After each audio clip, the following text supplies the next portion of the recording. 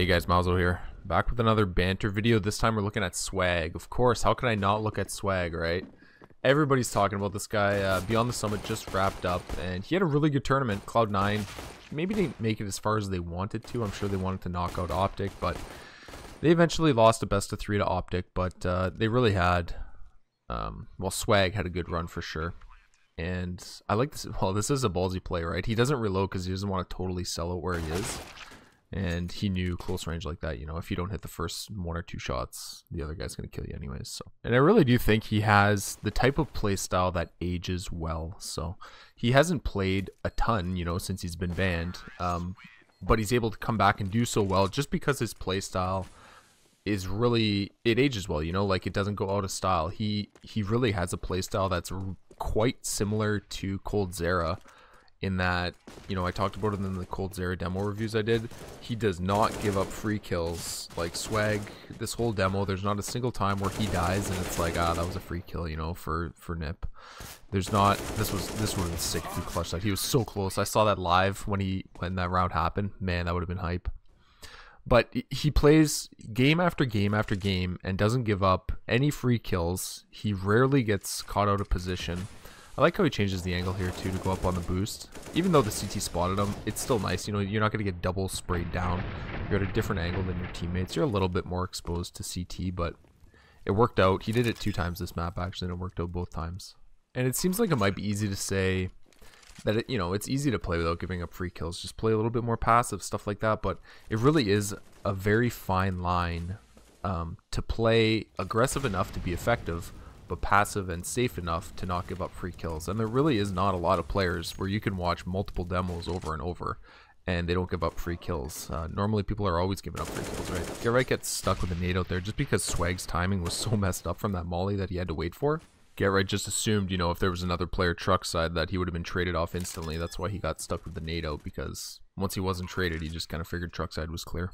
Is it called truck side still, or is it called wagon side? I don't know what the kids are calling it these days. Anyways, Swag gets left in a 2v1 with Shroud, and true to his playstyle, he kind of refuses to give up the free kill. You know, he really dances around covering here, and you can tell he's not going to easily give that kill to Freiburg. Yeah, it's simple, you know, 2v1 clutch type stuff, but some players I think would just stick around a little bit too long and take that fight. You could see Swag really had no interest in taking that fight long term. This is a nice flash from Nip. They're all pistols. They got a couple P250s, and they just bought that one flashbang. They blinded like 3 players, but they couldn't really make anything happen out of it.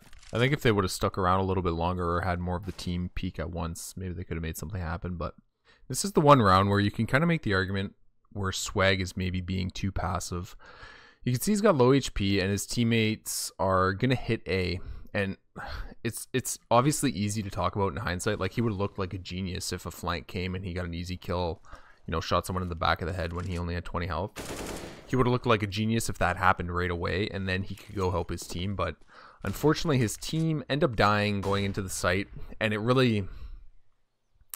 really a give and take with passive playstyle players. It happens to coldzera too. Like, when I did the coldzera demo review, the pistol round, he kind of waited at mid and nobody really rotated through mid, so it made him look kind of dumb, right? Because the whole bomb site was taken over and he's sitting mid and they're defusing the bomb. So it's just a give and take that you have to take with that play style, and it's not necessarily right to criticize him on it. He's just trying to make a decision based on the game. Like, if I was against an eco round like they were at that time, I would say, okay, there's probably a higher probability that they're going to do a flank through banana than on a gun round, and therefore I'm going to wait back and kind of expect that flank, right? It didn't work out in his favor that round, but I'd say overall there's probably a higher probability that it would work out in his favor more often than not. So this is really cool. Like, I've always thought Swag was just the god of shoulder peaks, and he shows it again here. He really, like, he's been doing this as long as anyone in CSGO. His shoulder peaks are just so awesome.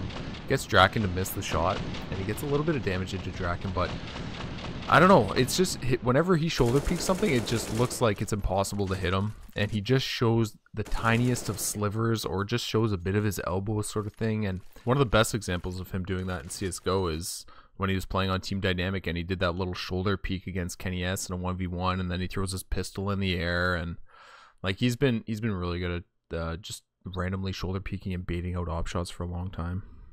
I'm really glad that Beyond the Summit decided to let Swag play in this, even though they're not affiliated with Valve and everything, and Valve says they're only banned from Valve majors and stuff like that.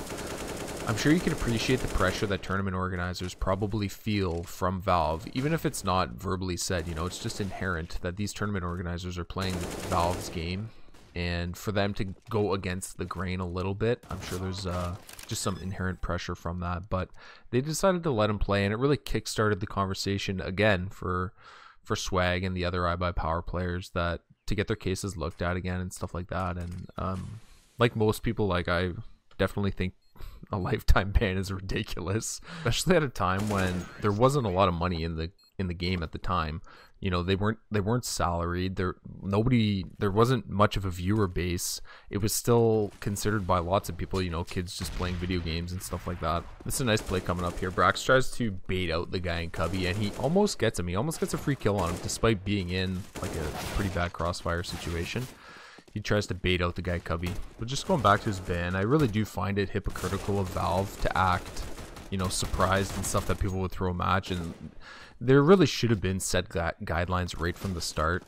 It really doesn't take a ton of foresight to figure, hey, we have professional gamers playing this game, and we have these skins that we've introduced in this ridiculous quasi-economy situation where we're letting 10-year-olds bet things worth hundreds of dollars.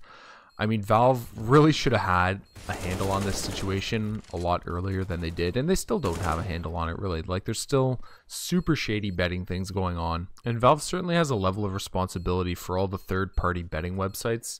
You know, Valve showed that they can take control of match fixing and ban players and stuff like that, but they refuse to take action against shady-ass betting websites who are also operating within their domain, just like these players were.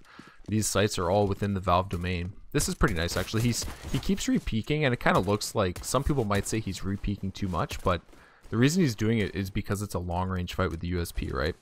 So once he realizes that, okay, the timer in my head says that these players are getting closer now, I'm going to fall back and readjust for this long-range fight with my USP. Anyways, it just really bugs me that Valve selectively chooses what they want to get involved with so arbitrarily. They come in and ban these players, and that's their decision because they threw the match for profit for skins, which according to Valve are worth nothing. At least that's their legal defense in their class action lawsuit against them. But some might say that Valve did try and shut down these gambling websites. Like, the half-assed letter that they sent to a handful of the gambling websites really was just to show plausible deniability to the court, saying, hey, we made an effort, here's our effort. You know, it wasn't an action, it wasn't a sustained action against these betting websites to try and shut them down. This shot was just nasty. I saw this live, it was so nice. Everyone thought Get Right had a free kill on Swag there. Nasty spin. I know a lot of people are going to say Valve isn't responsible for these third-party shady gambling websites, but I really do disagree with that. They're the ones that created this monster, this insane betting economy for CSGO skins that is worth billions of dollars today. They can't come into the office and collect the checks every morning and not take a little bit of responsibility for what's going on in the community. Like, there's sites out there scamming people and stealing skins from them, and then Valve just turns a blind eye, ignores all of it, and they come in and collect the check, right? Like, that's not right. Anyways, I don't think any of that's going to change anytime soon. I just think it's wrong. I really haven't liked Valve ever since they forced everyone to download Steam in 1.6 to play Counter-Strike. Like, you never used to log on to Steam to play Counter-Strike back in 1.3 and 1.5 and stuff like that. And then they forced everyone to get onto Steam, and like, Counter-Strike is the game that built Steam, right? Nobody would have downloaded Steam if it wasn't for Counter-Strike. So I really don't know why they treat this game like a bastard child when it is really the game that catapulted them into a legitimate company. And it's also basically the sole reason that anyone downloaded Steam in the first place. Without Counter-Strike, nobody would have downloaded Steam. There was nothing on it at the time. So this really, it boosted their install rate to hundreds of thousands of users, right? It's pretty cool how he smokes that and then goes back into the site. And you can tell this whole time his whole goal is just to save this op and not give it to them. And he succeeds. He goes down with the ship. It's a treat to watch Swag play at Beyond the Summit. And this is a good clip just to sum up just how much of a pain in the ass he is to play against. As soon as he got that scout tag, I'm like, yeah, he's gonna kill that guy. And then he re-peeks the Opera, I'm like, he's gonna kill that guy too, but he misses the headshot and then doesn't get the other tag. But right off the bat, 3 bullets and kills one guy and tags another with a scout. Really cool stuff. And it's consistent like that throughout his whole demo, where there's so many situations it's like this guy looks like such a pain in the ass to play against, just because of the weird angles he plays. He plays a lot of different off angles. He's not easy to catch off guard and stuff like that. Like, he doesn't get killed while blinded very often. He protects himself well from pop flashes. He blinded himself there, by the way. That wasn't another flash. He was trying to throw that flash off the wall, which would have been a pretty cool flash, but he blinded himself. He still gets 2 before he goes down on the site though. Swag did a really good job opping this tournament. Like, he really is a true hybrid player. And honestly, if they had Skadoodle and maybe cut Shroud and bring in Swag instead or something, you know, I'm just saying hypothetically here, guys, hypothetically, if Shroud had a reason not to go to the tournament and they needed Swag, but they had Skadoodle there, like, that would have been a really good team. I mean, Skadoodle's had his ups and downs too, but he's been opping pretty good lately, and Swag's, you know, just as good with a rifle as he was. Well, he's probably still a better rifler than he is an opper, to be honest. And like, they would have been a nasty team if you just, you know, minus Shroud plus Swag. Would have been cool as shit. And this tournament really boosted the social media presence of the amount of people that want to see people like Swag and Dazed and Steel be at tournaments and be part of the community. And that really does have an effect on tournament organizers. You know, they're plugged into that. They know what people are saying. They'll take a look at social media and see kind of what the trends are. And I really think, I wouldn't be surprised if we hear from a tournament organizer saying that they're going to unban Swag or something from league play and let him play in the leagues. Honestly, I would not be surprised at all if ESEA came out and said that they're going to let Swag play in their leagues and potentially, you know, the Mountain Dew League or something like that. That's their premier league. It might get tricky once it gets to LAN finals and stuff like that, but I really would not be surprised if a tournament organizer sees all this social media presence of the free Brax, you know, hashtag, and they decide to cash in on some free PR and just let them play in the league and then maybe the LAN event and kind of see where it goes from there, right? They might even, you know, they can even send a quick message to Valve, hey, do you mind this if we let them play in the league? Valve, you know, hopefully would respond positively and kind of go from there. But honestly, I really would not be surprised if a league came out. You know, Sivo too, like, Sivo's small. They're not going to get a major anytime soon. Maybe they'll, are they even around anymore? I don't even know. Anyways, if they're still around, I wouldn't be surprised if they, it came out with something saying that maybe Swag will play. It's such an easy thing to do to get free PR, right? You know, everyone's going to tune in to watch him play. You're going to get a viewership boost. It just makes a lot of sense, right? So I would not be surprised. Anyways, guys, I hope you enjoyed the video. I will see you next time. Bye.